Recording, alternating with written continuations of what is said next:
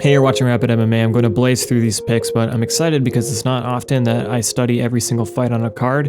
If you're purchasing UFC 206, be sure to use the affiliate code below. It's no extra cost, and you're supporting the channel. So let's begin. First is Zach Makovsky versus Dustin Ortiz. Dustin Ortiz no longer trains at Rufus Sport. He now resides back home in Tennessee, where he travels and trains to various locations. I'm not sure exactly which gyms he trains out of, but overall, he's a more active striker, but falls to his wrestling if it doesn't work out. If neither his wrestling or striking works, he's more than happy to continually work for takedowns regardless. His striking lacks a jab, feints, and consistent setups. He'll leap into his punches, which favors any opponent looking for the takedown. He's not the strongest wrestler, and he has been outgrappled by Jussier Formiga and Wilson Hayes, Joseph Benavidez. He's usually much better against fighters who have average to no defensive wrestling, such as Willie Gates or Ray Borg, which are his recent victories. Zach Makovsky is primarily a wrestler. He stands southpaw and has very reserved stand-up. He trains out of TriStar Gym and is a former Bellator Bantamweight champion and RFA Flyweight champion. Zach is very predictable both with his strikes and takedown entries. However, when he is able to establish a jab and follow up, he does possess noticeable power. He is easily pressured because of his hesitant nature, and he defaults to his wrestling quickly. Ortiz will be looking to pressure Makovsky in this fight and likely try to strike with him in the pocket and clinch with him against the cage. Unless Makovsky has improved leaps in his striking, I think Ortiz will probably have some success being the aggressor. Still, Makovsky will look to counter with his southpaw stance, could definitely land some decent body kicks and straight lefts. Joseph Benavidez, the southpaw, had great success with inside body kicks. Makovsky will need to watch out for Dustin's tricky head kick he likes to throw every so often.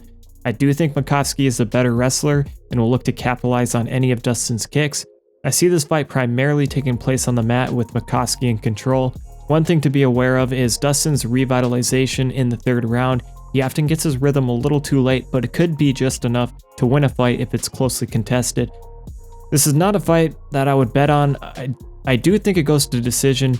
Based on how Dustin leaps in to land his strikes and willingness to kick when he shouldn't, I think Makovsky is going to find a way to win each round and wrestle his way to a decision victory. This is the flyweight division, so I'd stay away from any inside the distance prop bets. Many people made that mistake with Johnson versus Elliott. Last thing to note is both fighters are coming off back-to-back losses and are essentially fighting for their job, but I'm going to pick Zach Makovsky to win via decision. Jason Saggo versus Rustam Khabilov. Khabilov has a decorated combat sambo background. He's a powerful striker, but he is very gun-shy, a counter-striker to a fault. It's interesting to think he has fought Jorge Masvidal and Benson Henderson while staying relatively unnoticed in the UFC. He had one blowout performance in his debut against Vince Pichel, and since then gone on to provide snooze-worthy fights through decision victories. I think the only way Rustam wins this fight is if he turns out to be too strong or lands a power shot that puts Saggo away. Saggo will be pressing forward, so that will likely cater to Khabilov's counter-striking style. In addition, Saggo is primarily an orthodox striker that plays with the southpaw, so I don't think Khabilov is going to be as reserved as he has been in past outings. The only thing is, Saggo throws primarily kicks, so there'll probably not be a lot of opportunity for Khabilov to counter unless it's with takedowns. Even on the mat, I'm not sure if he can keep Saggo down because he's super crafty. We've also seen Khabilov give up his back a few times, and Benson Henderson was able to submit him by rear naked choke. Rustam definitely has the more consequential striking, could possibly dominate him in the clinch and in top control, but overall, he always seems to be his own worst enemy. Jason Saggo isn't the best striker, but at least he presses forward and engages. He keeps his hands low and doesn't exactly have the best striking defense, which could bite him in the ass if Rustam throws a wheel kick or lands cleanly. Still, Saggo could win this fight simply by having the higher output, attempting more takedowns, and likely hitting more submission attempts than Rustam. I think this fight goes to decision, and there may be a submission opportunity on both sides. I see there's a Saggo wins by decision prop bet at plus 340 that may be worth a small bet. Not entirely confident that Saggo wins, but based on Khabilov's past performances, the fact that he missed weight, I'm not going to pick him to win, so I'm going to pick Jason Saggo to win by decision. John Makdessi versus Lando Vannata. Makdessi is very technical, tries to do everything perfectly, and I think that may lead him to overthink situations. He has very economical footwork and he picks his shots. I think he'll have success using side kicks, turning side kicks, leg kicks, and simple 1-2s. Vannata, I think, will have a noticeable speed advantage, both with his footwork and striking. He's also tricky with his takedowns, and 50% of his wins come by way of submission. I wouldn't be surprised if we see Lando looking for something on the mat here. Makdessi doesn't often engage in grappling, as most of his wins come either by KO or decision. I see Vannata being very mobile at the opening of the round, likely overextending at some point of the fight, and probably falling into the clinch. I see Lando throwing Makdessi to the mat and working. A part of me wants to say this ends by submission, but the safe route is probably by decision. Either way, I do see Lando winning this fight. I don't think Makdessi's style is the one to put Lando away. I don't think I could place any money down on this personally, just not feeling confident in any particular outcome because Lando is still relatively new, but I am picking Lando Vannata via submission. Mitch Gagnon versus Matthew Lopez. There's a couple things Mitch needs to watch out for in this fight. Lopez's counters off Mitch's left hook and also falling into a guillotine. Lopez swings hard and heavy in the first round, switches stances, and for the most part plays the counter-striking role. His debut fight in the UFC against Hani Yahya showed Lopez have an okay first round and landing powerful shots that dropped Yahya. However, in the second and third rounds, Lopez was very labored from the grappling exchanges, showing visible exhaustion. Most of his wins come by first round submission or TKO, and has only seen the third round twice, once in the UFC and once in the King of the Cage in 2013. I think Mitch is overall the better fighter, especially on the ground. If he can get Matthew down and wear him out, it'll likely be his fight, whether it's by submission or decision. He has much more experience in the UFC. His last fight was against Renan Barão, where he lost in the third round by arm triangle. Lopez's last fight was also a loss by third round arm triangle, coincidentally. If Mitch doesn't get caught with a big shot early, which I do seeing a fairly possible outcome given his predictable entries, I think he'll win this fight.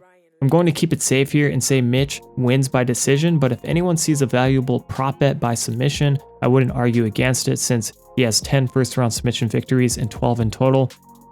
I definitely would not bet on Matthew Lopez in this fight. I'm going to say Mitch Gagnon gets this done by decision. Valerie Letourneau is fighting Viviane Pereira. I think I'm saying her name right. I'm just going to call her Vivian. This fight makes me nervous because you'd think based on Valerie's experience, technical proficiency, height, and reach advantage, she should have a clear advantage against a debuting fighter.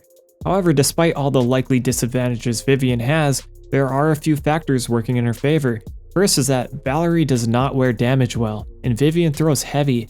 We've seen Valerie's eye blow up in many of her fights, which could always be a determining factor for the judges. Second is Vivian's strength. She's very compact and could very well have the strength advantage over Valerie. She is shorter than her, but could possibly press Valerie against the cage and bleed the clock. Last contributing factor to a possible Valerie loss is the damage she has sustained in her fights. She was dropped early in the Joanne Calderwood fight, but still went 3 rounds before being TKO'd from body kicks and punches. Before that, she went 5 rounds with Joanna Jędrzejczyk and absorbed a lot of damage, then went to decision 3 fights in a row before that. You'd like to think Valerie will be able to stick and move, being the lighter and longer fighter here. Vivian doesn't have the nicest ring craft. She's still very green, so we could simply see Valerie outstrike her for 3 rounds to a decision, but it's tough to commit to that outcome, especially if you're laying down money. I hesitate to put money down on women's fights in general since they're kind of a wild card, and I feel like it's no different here. Plus, we have to keep in mind this is taking place in Canada, Valerie's home country, so who knows if the crowd will influence the judges. I'm very conflicted in my pick here, and that kind of is in addition to Valerie's missing of weight this morning, but I'm going to go with Valerie. When it comes down to it, Valerie is overall the better fighter, and I think she can find a way to win this fight. If it were 5 rounds, I'd be much more confident in that pick, but for all the reasons I stated prior, this could certainly be an upset, but I'm going with Valerie Letourneau by decision. Olivier Aubin-Mercier versus Drew Dober. This will be an interesting fight, not to be confused with entertaining, although it definitely could be.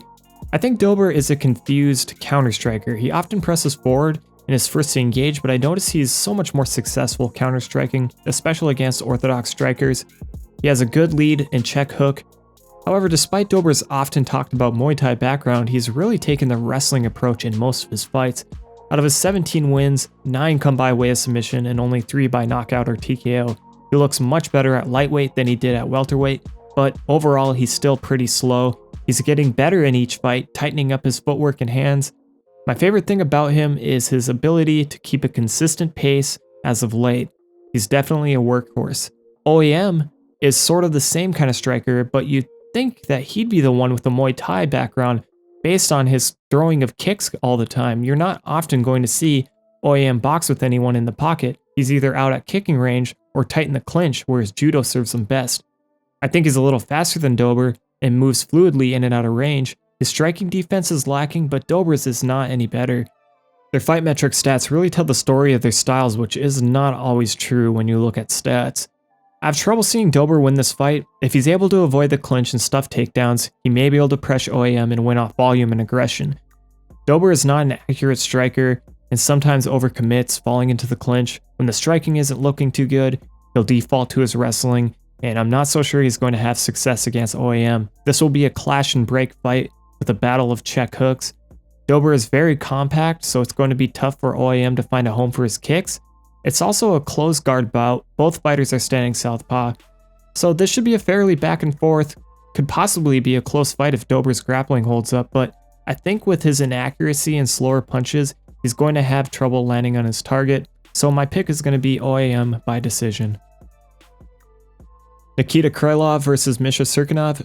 Talk about a difficult fight to pick. First off, we just don't know enough about Misha in the UFC yet to make a supremely confident pick here. All of his fights have looked different up to this point, while showing consistent weaknesses. His last fight showed good conservation of energy. He still looks slow, but his hands were decent. He wasn't able to mount any significant offense earlier in the fight with his grappling, and it also shows him listed as an orthodox striker, but he's not. He's southpaw. So it's an open guard stance in this fight. Misha is sometimes flat-footed and stands in kicking range, but luckily hasn't really faced any dangerous kickers yet. In my opinion, this is all about surviving the first round and a half because Krylov is going to absolutely murder him with kicks. Misha cannot make any mistakes in the clinch and should take him down as soon as he can. From there, stay tight and have an answer for all of Krylov's escapes. This should be about top control from Cirkunov and bleeding the clock until Krylov gasses, makes some mistakes, and gives up position. Not to say he can't close distance and knock out Krylov because he can off the kicks.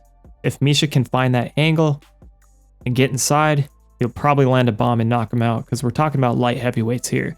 I just think the most lucrative approach is to eliminate any range fighting and work entirely from the clinch and ground. Krylov does leave a lot of openings for submissions on the mat. It is worth noting that he's lost twice to Vladimir Mischenko by arm triangle outside of the UFC, then once by Von Flue choke from Oven St. Preux. Submission opportunity is here for Misha Cirkunov, no doubt, but it's about how he capitalizes in the scrambles or if he can control Krylov.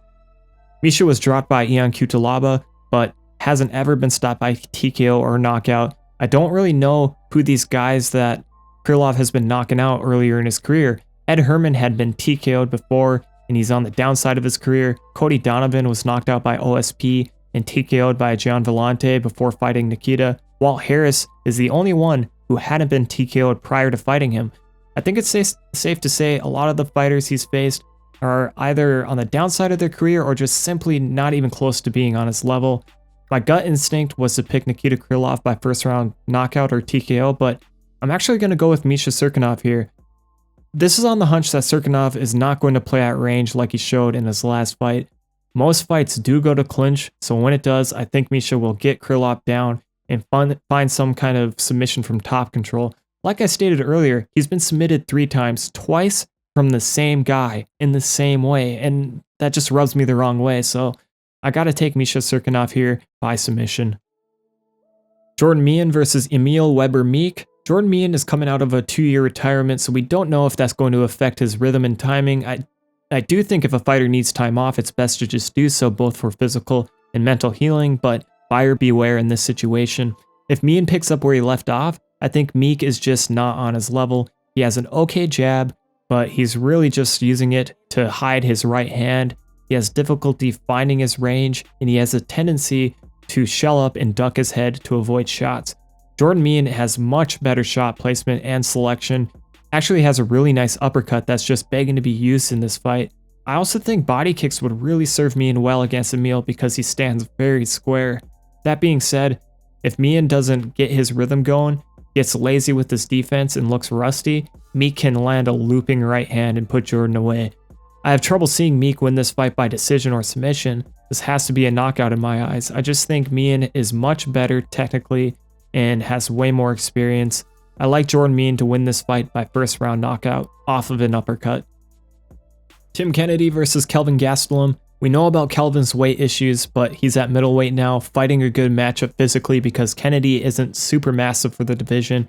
He'll still be giving up height and reach, but luckily Kennedy isn't exactly a striker who knows how to use his reach. It's usually one big punch or kick, level changes, and wrestling. Gastelum will be faster, lighter on his feet, the better striker, a higher volume striker, and he does know how to use his reach well. He also has very underrated kicks. I favor Gastelum to pressure Kennedy and outstrike him on the feet pretty handily, and eating the occasional kick or punch from Kennedy. I think the biggest issue he'll have to deal with is Tim's wrestling. He could lose this fight if he's unable to get back to his feet or separate from being held in the clinch. That alone makes this fight very close, but what gives me extra confidence is Kennedy's time off. He hasn't fought since September of 2014, and he's 37 years old at this point. I just don't think we've seen Gastelum's best yet. He needs to get his weight issues figured out so we can focus less on that and more on him being a prospect. I see this fight being sort of a mix between Kelvin's fights with Woodley and Hendricks, minus Woodley's explosiveness and minus Johnny's southpaw stance. Close fight, but if Kelvin can handle Kennedy's wrestling, then I think he'll take the decision victory. So I'm going to have Kelvin Gastelum by decision as my pick. Cub Swanson versus Duho Choi. We all know what to expect from Choi. Come out fast and strong and try to put Swanson away. I definitely have much more confidence in Swanson than most, it turns out. I'm prepared for Choi to put Cub away early, which is very bittersweet, but if Cub can keep his head off the center line, watch the counters, feint, and keep Choi guessing, I think we're going to see Choi tested in ways we haven't seen yet. I have a brief breakdown of this fight already, so check that out. But I have full confidence in Cub's abilities. He just needs to watch out for those counters. So I'm going to take Cub Swanson by decision. Donald Cerrone versus Matt Brown. This is the battle of the bread baskets. One thing that concerns me is Cerrone was training for Gastelum. That fight fell through and he immediately took a fight with Matt Brown. Who knows how that affected his training camp or if he really even trained for Matt. So that's a little concerning. We do know Matt Brown has definitely trained for Cerrone. Doesn't like the guy. And he also trained with Bane Ludwig this camp, so I'm curious to see if there are any new wrinkles to his game. It could be a good thing, it could be a bad thing, who knows. In general, I think Cerrone is the better fighter everywhere, and I do think his liver holds up a little better to punishment by a small margin because it seems like Brown has been hurt in every fight by blows to the liver. Brown's striking defense overall may be a little better than Cerrone's too because he's not quite as stationary as Cerrone has been in the past. But Cerrone has definitely added angles, head movement, and overall improved footwork to his game, and it's made him really dangerous as of late. I don't know what to expect in this fight. This could be the time that Matt Brown just takes it to Cowboy and dominates him everywhere and capitalize on Cerrone's lack of preparation if that theory holds true. If not, and Cerrone is fully prepared for Brown, then I think his check knees in close, body kicks, and his counter combinations are going to give Brown a lot of trouble. If Cerrone is the stronger man, he's going to have success in the clinch, especially against the fence, and he can probably take him down from there if he wants, since Brown's history shows repeated struggles defending takedowns against the cage. I'm using a bit of faith and assuming Cerrone has trained accordingly for this fight. I think Matt will have some success early, but as soon as Cerrone gets his rhythm, his counters are going to present problems. Cerrone has great takedowns, so if he gets into trouble, he should be able to time one and work from there. Remember, Matt could definitely be more prepared for this fight than Donald, so keep that in the back of your mind. I'm not super confident, but I'm favoring Cerrone to win. Matt Brown has lost 10 times by submission, and I think he'll fall victim to another here. Donald Cerrone via submission. And finally, the main event, Max Holloway versus Anthony Pettis. If you don't already know, Pettis missed weight, and he said his body failed him. I wonder how much of this had to do with him eating steak and eggs. Regardless, if you needed any convincing whether Max could finish Pettis, there it is. Since I already did a fight study video and I picked Holloway by decision, I'll stick to that. Make sure to check out that video too. After I did my fight study, I watched the countdown show of this fight, and it further confirmed my hunch that Pettis is going to try incorporating more wrestling into his game. However, I really think Pettis is overvaluing his size in this fight because Max Holloway is not a small featherweight. I'm now expecting a very bizarre performance from Pettis. Unless his takedown entries are timed well, Max is going to stuff those shots and either look for a standing guillotine or attack on the break. Ultimately, Pettis will likely fall back into old habits with his back to the cage, and Max's volume will win each round. If Max stays tight defensively for 5 rounds, I think he should win on the judges' scorecards. I have Max Holloway by decision. That does it for my picks. It's not often I research every single fight, but I really like the matchups on this card. I do think it's worth the pay-per-view, and if you're in agreement, make sure to use that affiliate code to purchase it. That way you support the channel, and it's no extra cost to you. Thank you for watching Rapid MMA. Subscribe and enjoy UFC 206.